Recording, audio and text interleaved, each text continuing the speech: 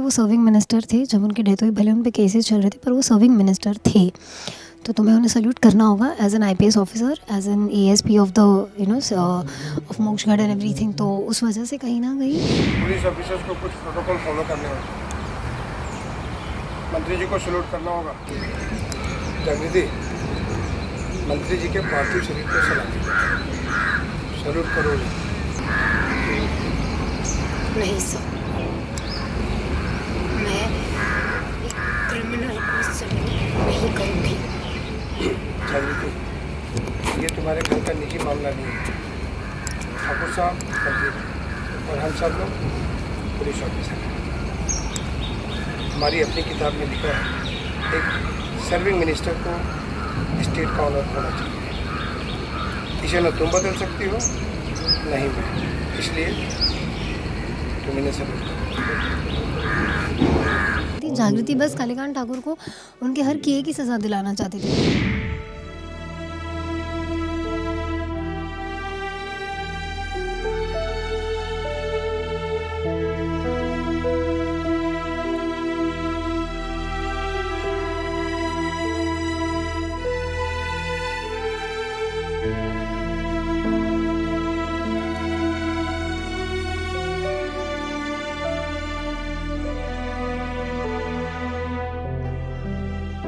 नहीं यार, बदला कहाँ पूरा हुआ, और बदले की तो बात भी नहीं थी। जागृति बस कालीकांत ठाकुर को उनके हर किए की सज़ा दिलाना चाहती थी। मतलब जागृति के लिए बदला नहीं था, वो इंसाफ चाहती थी। वो चाहती थी कि इंसाफ हो उसके बस्ती के लोगों के साथ, गंगा माँ के साथ, सूरज के साथ, कहीं ना कहीं आकाश के साथ, सबके साथ जिनके ऊपर कालीकांत ठाकुर ने अत्याचार किया है। स्पेशली जागृति के साथ, क्योंकि जागृति के माँ बाप को उन्होंने मारा है। तो इसीलिए कहीं ना कहीं कहते हैं ना, जागृति इज़ नॉट रियली हैप्पी।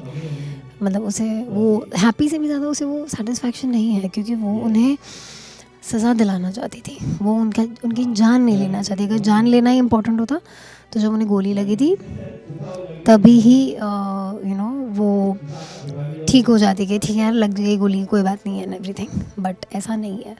तो कहीं ना कहीं जागृति इज़ नॉट रियली हैप्पी। हालांकि ये राम जी की इच्छा है, बट क्या कर सकते हैं।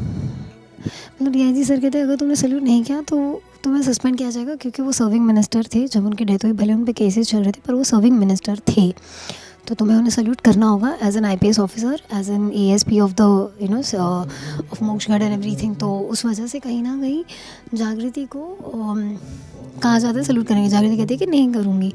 पर जब बात सस्पेंशन पे आती है तो सूरज तुरंत आता है, उसे समझाता है कि जागृति तेरा मतलब कहीं ना कहीं उसे याद दिलाता है कि तेरा मकसद कालीकांत ठाकुर से बदला लेना कभी था ही नहीं। तेरा मकसद था उनको इंसाफ दिलाना, चित्ताओं को इंसाफ दिलाना, उन सब लोगों को इंसाफ दिलाना, और वो अभी तक पूरा हुआ नहीं है। तुझे चित्ताओं के लिए और भी आगे कुछ अच्छा करना है, बस्ती के लोगों के लिए, बाकी लोगों के लिए। तो अगर तू सस्पेंड हो गई तो वो जो बड़ा मकसद था वो पूरा नहीं हो पाएगा। तो कहीं ना कहीं जागृति ये बात समझती है एंड इवेंचुअली भारी मन से ही सही, पर वो अपनी ड्यूटी निभाते हुए सल्यूट करती है। एंड आई कम्प्लीटली सपोर्ट, क्योंकि कालीकांत ठाकुर को सूरज ने उसी दिन से अपने डैड बुलाना छोड़ दिया था, जब कालीकांत ठाकुर ने उसकी आंखों के सामने उसके बेस्ट फ्रेंड घुंगरू को मार डाला था। तो तब से कहीं ना कहीं वो लिंक कालीकांत और सूरज का जो एक बॉन्ड था वो टूट गया था। एंड सूरज ने जो कहा, कहीं ना कहीं जागृति is with him completely for this, क्योंकि वो समझ सकती है कि सूरज ने क्या क्या सहा है, उसका दिल कितना बुरी तरह टूटा था जब उसे पता चला था कि उसके फादर इतने बड़े विलन हैं कि वो अग्नि नहीं देंगे।